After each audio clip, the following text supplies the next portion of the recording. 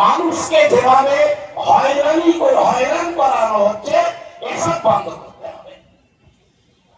আর একটা কথা পরিযায়ী শ্রমিক নিয়ে বলবো, আমি ব্যক্তিগতভাবে পরিযায়ী শ্রমিক কথাটা ব্যবহার করার সম্পূর্ণ বিরুদ্ধে। পরিযায়ী এই শব্দটা অশ্লীল শব্দ, সঠিক বাংলা শব্দ নয়।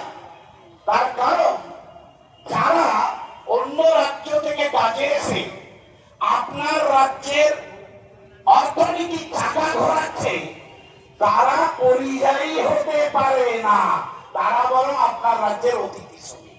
এই চিন্তাটাই তো গন্ডগোল। এই চিন্তাটা গন্ডগোল করার জন্যই পরিযায়ী মানে উড়ে আসা লোক, সুতরাং তাদের তারাও। কিন্তু সে যদি আমার অতিথি হতো, তাহলে এই ভাবনাটা আমাদের বিজেপি চেষ্টা করবে। যাই হোক, ভারতবর্ষে লাখো লাখো বাঙালি এই রাজ্য থেকে